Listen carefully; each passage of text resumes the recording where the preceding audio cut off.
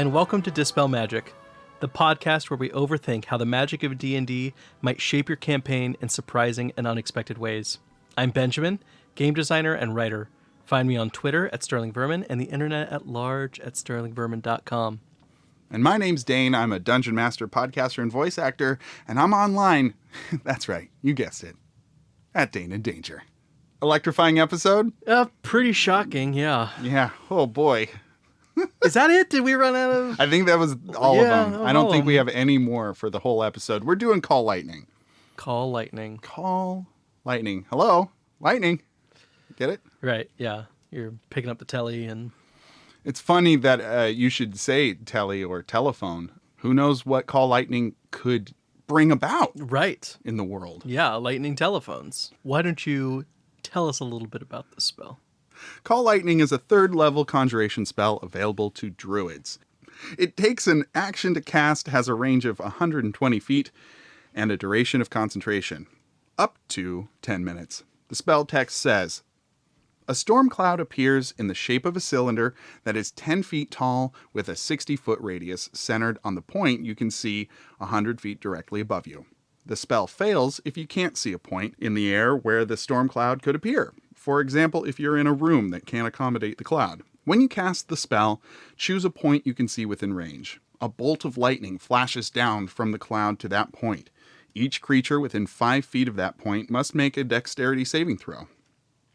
A creature takes 3d10 lightning damage on a failed save, or half as much damage on a successful one. On each of your turns until the spell ends, you can use your action to call down lightning in this way again, targeting the same point or a different one. If you are outdoors in stormy conditions, when you cast the spell gives you control over the existing storm instead of creating a new one. Under such conditions, the spell's damage increases by 1d10. You're going to want to wait for a storm to cast this spell. You're going to want to wait for a storm. Actually, 1d10 is not that much extra, so I mean, it would be nice, but it's certainly not, I don't think, at anything least for battle to plan around. Yeah. So, the expected use is that you hit an enemy with lightning, and then you keep hurting them for 10 minutes. Every 6 seconds for 10 minutes. It's a great spell in battle. It's pretty bad. Really? Actually, yeah. It's very low damage for being a 3rd level spell, and it requires a combat to last like 5 or 6 rounds for you to get the return on your spell slot investment. Sure. This was used against me in a siege of a building where waves of zombies were coming at. In that context, oh man, yeah, tore me up. Yeah, me as the DM got torn up. Yeah, so my experience of D&D combat is that it's usually over by round 3. Mm-hmm. Like, it's often set... the winner is often clear by round 2, but then, like, everything's cleared up by round 3. In that case, this spell is pretty bad. But in any case where the combat's going to last, like, 5 rounds or more, then it starts, coming back in terms of your relative value. It lasts quite a while. It lasts a very long time. This is a very long damage dealing spell for what it is. And it feels powerful. I mean, being able to summon a storm and cast lightning where you wish. Yeah.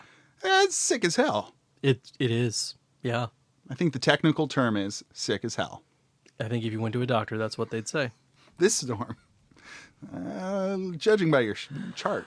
Dane, I'm sorry to tell you, but this storm you summoned is sick as hell. Oh, no! But let's talk about some of those unexpected outcomes, some of those gray areas. The Dispel Magic specialty. So there's a lot of like combat adjacent stuff here. And partly it relies on the fact that this lasts for 10 minutes and you get to use it so many times. Like, we'll get into this more later, but every round is 6 seconds and there are 60 seconds in a minute, so you got 10 rounds in a minute. Whoa. Times 10 minutes. You've got 100, so you can make lightning 100 times with this spell. That's intense. That's a lot of lightning. So the first thing I thought of is that if you were to have some kind of fight happening on open water or like on a beach, there's a couple cool things you could do. One is that if your enemy is in the water itself, not like it's ship, but like the enemies themselves are in the water, striking the water with lightning bolt should diffuse the electricity, so it becomes more of an AoE thing in that situation. The second, much cooler thing is that if you've got ships beaching to attack you, you can just spend this full 10 minutes before those ships arrive blasting the beach so that all that sand turns into, I don't know if I'm pronouncing this right, fulgurites, which is also I've called... never heard that before. Yeah, it's also called petrified lightning. You should look it up. The images of it are pretty cool. It's essentially glass.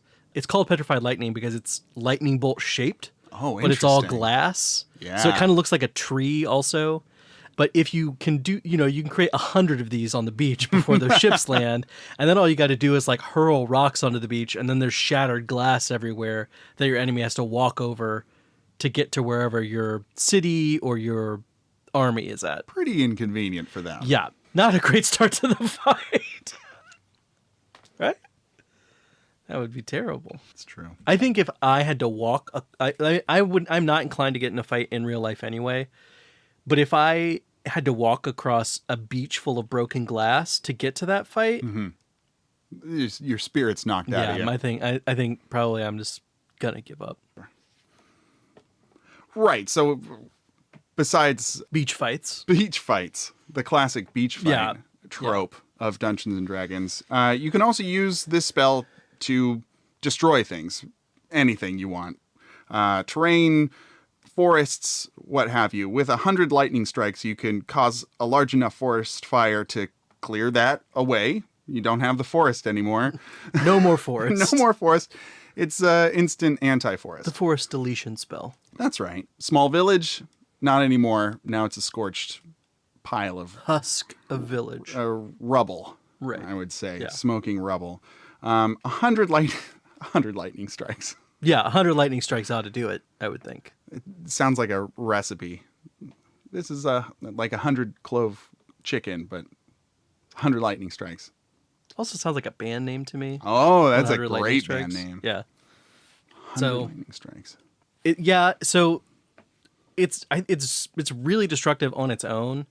If you knew you were going to get attacked somewhere, put anything flammable or combustible around to just be shooting with that. I mean, I think we've mentioned Alchemist Fire on the show before, but if not Alchemist Fire, it's in your player's handbook. If you just have that laying around and you're shattering it with huge lightning bolts, that will cause a pretty huge problem, for people trying to get to you. It's a pretty big problem. Yeah. First the beach glass, and now this. Yeah, I think, people are warming to the idea, or at least, there's some significant number of people who like to play with black powder weapons in their games, for some variation of guns. You could do the same thing with that. Just kind of put it all over the floor, wherever you're going to have this fight, call lightning, and chaos, I guess, ensues.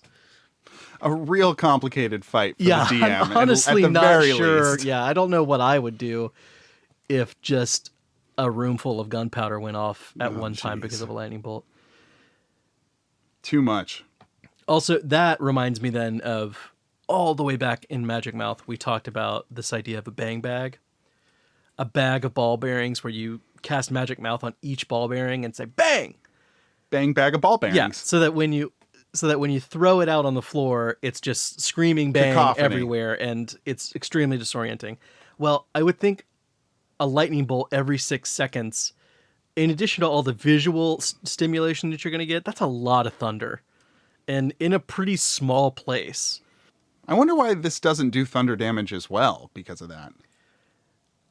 Sound damage is a thing in Dungeons and Dragons, and it might make this spell worth casting more than... Yeah, or even if you didn't want to get into like a thunder damage thing, I think a deafened condition, like a condition? saving throw versus a deafened condition would make sense. It knock people prone. If you're getting hit by it, I mean, if you're Sure. Yeah, that's true. electrocuted, you're Yeah. not going to stand on your feet. Yeah. That it would be very good if it knocked prone.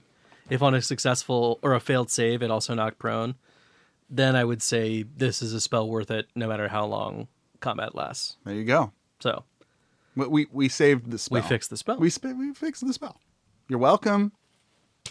That was me dusting my hands for the listeners at home. Job well done. A few other strange things you can do with a spell. Magnets. How do they work? Nobody really knows. Yeah. But get yourself a big bottle of Faygo and give it a try, because magnets are here to stay, folks. Yeah, you get yourself some metal and you hit it with lightning, and sometimes that makes magnets. Sometimes. And Also, electromagnets are a thing. The wire around, there's a wrap around. I mean, that requires some knowledge. That's so true. like that's at least a couple steps more advanced. Like, but if you have metal, sometimes hitting it with lightning is going to produce a magnet. So this is actually something I think could very easily be accidentally discovered, especially if you're even just fighting enemies wearing metal armor and using metal weapons. You might be at the end of the fight after you've burnt them to a crisp with lightning. You might go over and be like, "Hey, what the heck is this These happening?" Are sticking together. Yeah. This armor. I think that's interesting, because when you can reliably create something like magnets, changes the game. yeah, there's a lot more opportunity for people to explore and discover around the kind of potential uses of magnets. And magnets, the chocolate chip cookies of spell effects. I have no earthly idea The what silly that could putty. even mean. The silly putty of both of those things were discovered by accident. Okay, well, what else can lightning do, Dane? Well, you looked this up and you told me about it. It's nitrates. It's what plants crave. Yeah, so to do the show, one of the things I Google searched was just, does lightning make? And then I just didn't fill out the end, and I just saw whatever Google like auto filled in. Yeah. And one of them was plants grow. And actually, I do remember this from an episode of another podcast I was listening to where they talked about this idea. But when lightning strikes, it releases nitrates into the atmosphere, which settles into the ground, and that, I guess, speeds up growth, or it provides nutrients for plants. Plants absorb the nitrates in the soil and grow better because of them. There is a part of the spell that I found pretty interesting, and it's the line, if you're outdoors in stormy conditions when you cast the spell gives you control over the existing storm instead of creating a new one. Pretty nebulous language here about what constitutes controlling a storm. Mm-hmm. But if you're able to control a whole storm, that's pretty world-changing in and of itself. Yeah, this one I have to give full due credit to Dane. Oh, thank you. Because when I had not thought of this when I was preparing for the episode, but Dane pointed this out, and it kind of reminds me of Arcane Lock in that it's a section that I feel like is not explained very well. Like, I don't know how it fits in with the rest. Like, it just says it gives you control of the storm, which the storm is probably a lot bigger than that small area the spell tells you it creates. Well, narratively, it makes a lot of sense, right? You're fighting in a storm. Maybe the DM's throwing lightning bolts at you anyway. The druid rises up, wreathed in green light, and is able to wield the storm. And it's super cool, and it's very cinematic.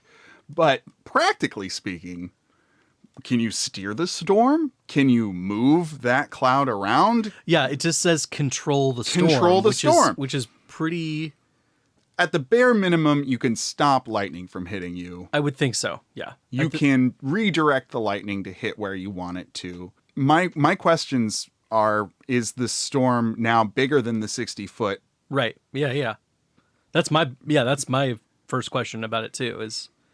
Are you creating storms in some way, somehow? I think that there is a create weather spell. There's a control weather spell. It's very high level. I think it's 8th level. There you go. But are druids now going out and wrangling storms? If they can move the storm, are they going out and chasing storms down, wrangling them, and then pulling them with them to where they want it to go?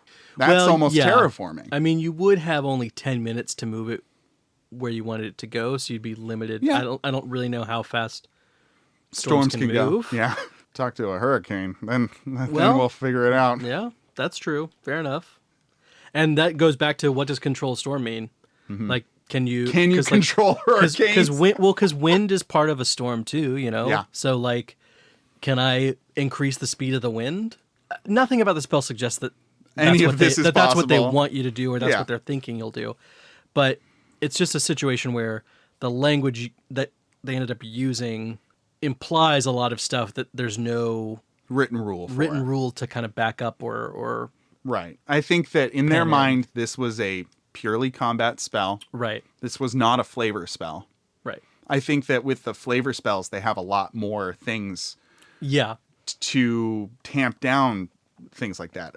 Charm person comes to mind, where the person knows that they were charmed. Yeah. Right. That's a insurance policy. Mm-hmm. But in this, you just storm chasing, storm wrangling, rockstar druid. yeah. I mean, I guess you could even use this like if you're a mean-spirited druid and don't want people to have nice things, you can cast it on every storm that comes by and just make it not rain. Withhold. Like, yeah, just like you use the time you've cast Call Lightning to just drag the storm system away from like crop fields and have it go off in some other random place. Hey, you jerks! You want water? You come to Right? me. Yeah, there you go. It's Control a racket. water. Yeah, I got this spell I guess it's for more you. of the it's more of that desert druid cult shenanigans again. I think druids are my favorite class. I think they're super cool. And you get to turn into animals on top of all this? Yeah, What? I mean, certainly some of the spells we've talked about are selling me on it, but it's on a very kind of nefarious Manipulative. bent. Yeah.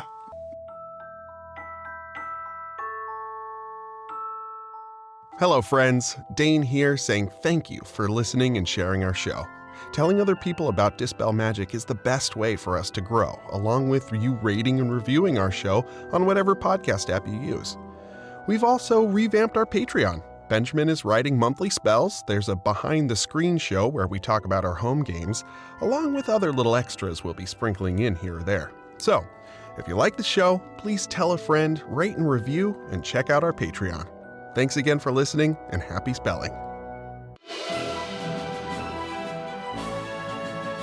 But at the end of the day, there's one main thing that you came up with for this spell, Call Lightning, that really changes the game. Yeah. Probably this is the one you've been waiting for us to talk about because it is the most obvious, and that is with the spell you've got an endless source of clean electricity. Clean. Let's talk math. Oh, boy. The average lightning bolt produces 0.14 megawatt hour. You can create 100 of these over the course of 10 minutes for 14 megawatt hours.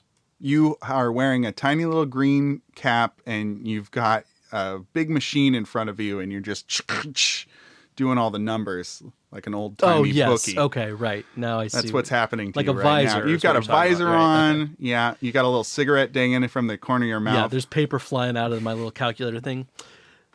14 megawatt hours per casting of the spell Call Lightning. Per day, New York City New York City? uses 11,000 megawatt hours. Okay, that's a lot. You'd have to cast Call Lightning something like 700, well, not something like, you'd have to cast it 786 times per day to power New York City. It's a lot of druids. That's a lot of druids. Probably powering New York City on this modern day New York City on this spell is not going to happen. But the good news is we're not trying to power New York City. We're trying to power something more like Waterdeep. Thank God. Yes. Waterdeep has so New York City has a population of over 8 million people. Waterdeep has a population of less than 200,000. So that's like what? One. I'm not the math guy here. You are the math guy.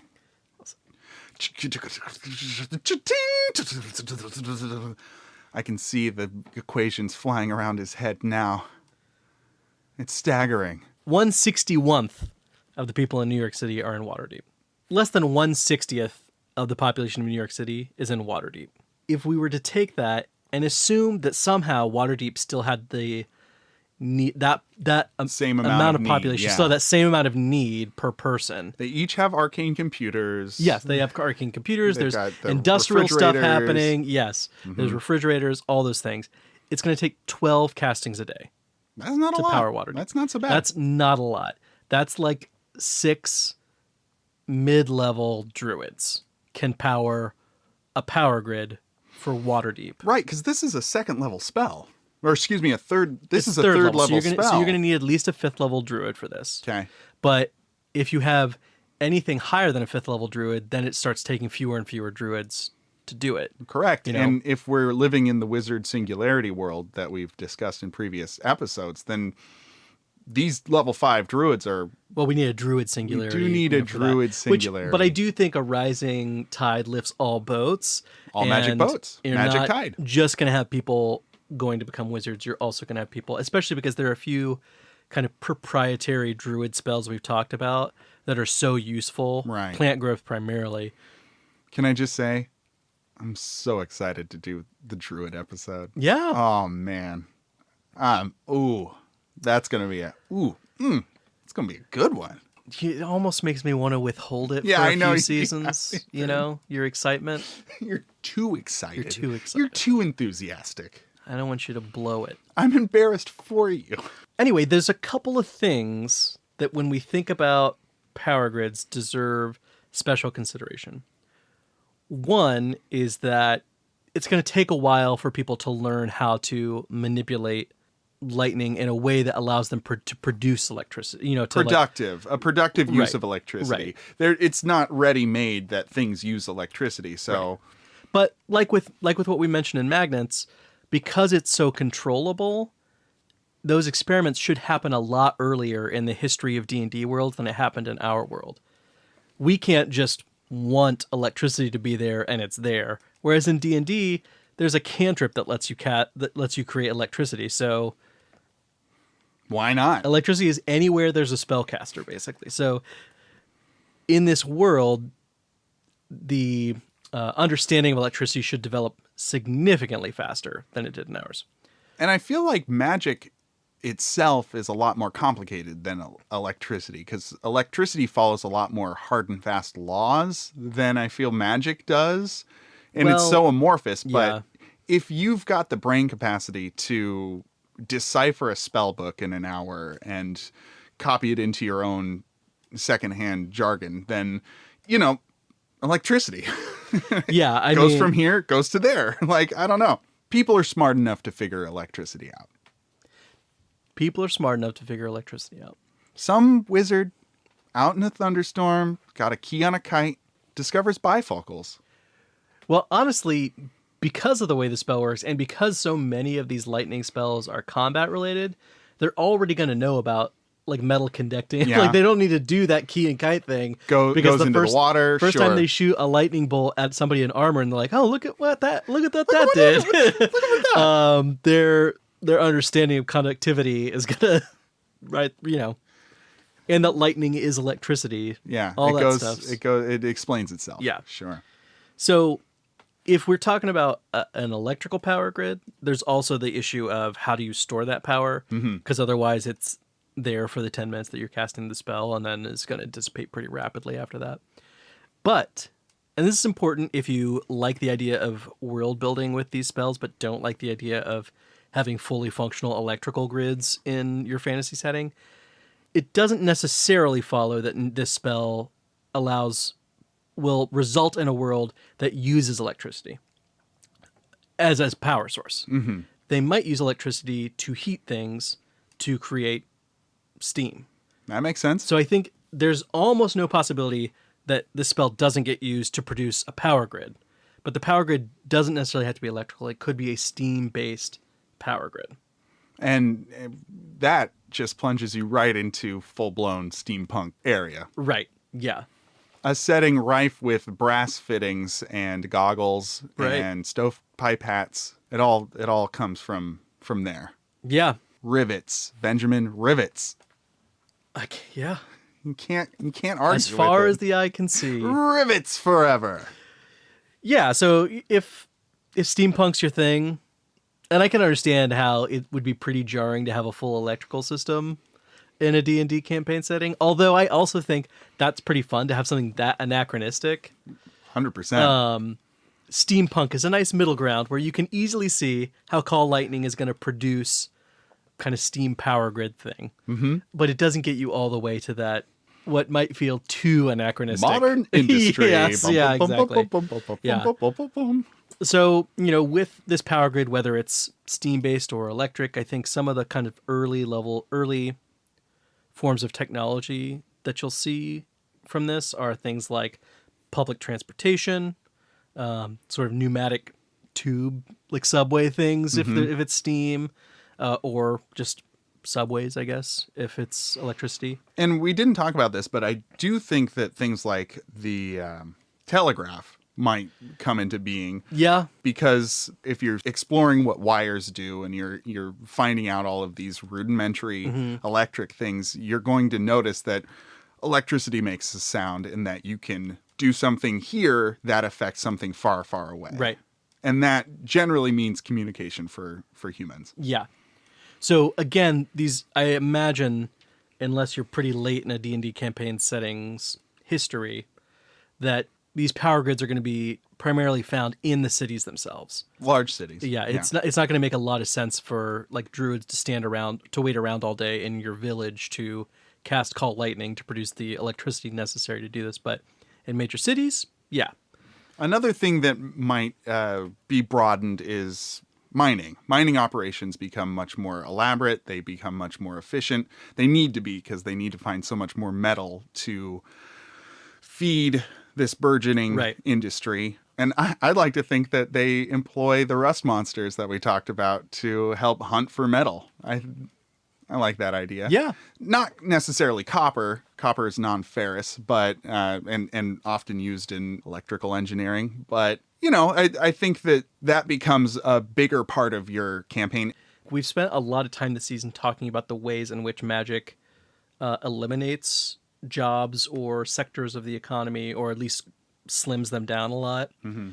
This spell actually does the opposite in that, one, as you mentioned, there's a really powerful demand, strong demand for metal far beyond what would have been typical in medieval times or in these kind of fantasy medieval settings. Mm-hmm. But then there's also all this technology that needs to be created and iterated on and all that doesn't necessarily require magic proper. Yeah. So that, of course, the actual creation of a lot of this stuff might then still go back to being magically produced, but somebody needs to figure out, do the blueprints, run the experiments, figure out what works, what doesn't. And all of that can be happening kind of adjacent. There's a lot of people doing non-magical things in the background to advance these technologies. Right. Yeah. There is, of course, the first person that creates that pneumatic tube subway thing. But then there's all the improvements and iterations that will have to happen on that wizards are probably too busy actually making infrastructure run to do. So it's almost like the wizards become the workmen. The laborers. Yeah. They're doing the magic labor while the researchers are thinking up all the other ways that these technologies can be implemented. Yeah, that is a really funny. I wonder if that would be the end of not the end, but one period in this whole cycle is first wizards are above everyone else, and then there's another class that gets above them, and the wizards just become this kind of laborer class that are just... Especially if wizards don't need to have a high intellect to be able to cast their spells. This makes me think of, in Greek times, physicians were considered laborers. They were considered, because they work with their hands, they're not working in ideas. Right. And they're working with the human body, which is inherently disgusting and dirty.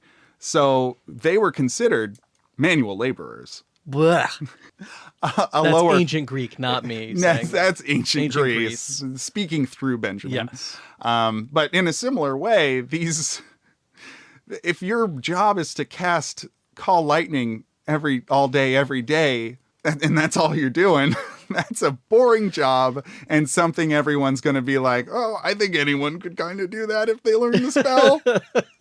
I really like the idea of people diminishing spellcasters and being like, yeah, well, it's just a spell though, right? You're just doing the one spell. I mean, I know 20 people who can cast that spell, and you're the one doing it, so good for you. I have no idea how to transition away from that. Another thing I was thinking about is kind of based on this. If you were relying on wizards to generate electricity, and there are animals in the world, monsters in the world that can generate electricity on their own, I can imagine a society either trying to harness the power of these creatures as a backup, as a substitute, so that people aren't having to do this. Yeah. Now, there's not too many monsters that come to mind, but I do have a list of like will-o'-the-wisps. If you could capture some of those, I could see These are monsters that produce lightning. If you're able to capture like a whole bank of will-o'-the-wisps, that could be an interesting setting part where they're just trying to get out of these jars. And I really like the idea of zapping them just hell being in glass tubes and you're just like prodding them constantly to zap. Lightning methods. If you got a whole lot of lightning methods, that could help. That could do something. Behears can cast lightning damage. These are wild looking. They've got ram's horns. They look like long, almost salamanders. Yeah. With multiple legs. So finding these and capturing and taming them, probably not the easiest thing to do, but also a source of energy. Yeah, and the thing, as you're listing all these, it makes me think, if you are going with a steampunk version of a power grid over an electrical one, there's a ton of monsters that produce fire. That's true. Even just moving a fire elemental into your city, having them sit under whatever like huge cauldron of water that you've got, and just like bring them whatever they want, so they're happy to just kind of chill out there. There is almost a setting like that, Eberron, right? They are the city of industry. We have been urged by patrons before, people on our Discord, to read that book for once. I do think Eberron would end up looking very similar to a lot of the implications we're talking about. It might arrive there through different concepts, but yes, Eberron is going to look a lot like the world that naturally comes out of all the consequences of all these spells. Air Genasi. Where do Air Genasi come from? It's got to be Genasi. I say Genasi. Is this, how do you pronounce GIF? GIF? Yeah, GIF. Okay, good. That's djinns, right? Then canonically they're djinns or connected to the elemental plane of air. Yes, djinns come from the elemental planes. I think genie is the category name, and djinn is one element specifically. So, but air elementals, if you harnessed air elementals, they might have lightning powers, depending on which one you have. Not vanilla as written. But then if you have an air elemental, then you're doing a wind farm anyway, so whatever. Yeah, so I think what this gets at, though, is that there's spells. Call Lightning is the best example of it, but Shocking Hands is right there at the start. And then there's all these monsters in the world that are varying degrees of intelligence. Probably, if you wanted to be as ethical as possible, you'd be getting low intelligence. The Mephits. Yeah, well, even Mephits might be too smart for it to really be ethical, but like, fair enough. You know, you're going to be looking for creatures that you can either collaborate with to produce these sorts of things, or are more like bestial. And so if you speak with animals and you talk to the Kraken can cast lightning. The Kraken is not an animal. It's a monster? It's a monstrosity. It's a monstrosity. Yeah, okay. It's a monstrosity. Fair enough. But the point I was getting at is that all of this leads to a world where power grids are sort of inevitable, and much earlier on than they would have been in our own world history. And really importantly, they don't cost any natural resources for the most part in a D&D world. And they're probably not producing much, if any, impact on the environment. Unless you're steering storm clouds away from where they're naturally supposed to go, but that's neither here nor there. It's also limited only by the number of spellcasters, which for what we've been talking about means that it's functionally not limited. Limitless. Limitless clean energy. So as we're all steered towards the inevitable ecological collapse we're headed towards in our real world, we can rest easy and safe in the knowledge that D&D worlds are safe from a similar fate. Thank the gods for that. If this has inspired anything for your campaign, please go ahead and tweet us at Dispel Magic Pod on Twitter. Or email us at dispelmagicpodcast@gmail.com. Thanks so much for listening. We'll see you again after your next long rest.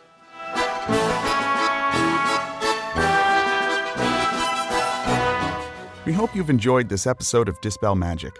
If this has inspired any ideas for your game, or you have another take on today's topic, please let us know on Twitter at Dispel Magic Pod. You can find Benjamin at Sterling Vermin and Dane at Dane in Danger. Thank you to Slim Mittens for our cover art, produced by Benjamin Huffman, produced and edited by Dane Fox-McGraw.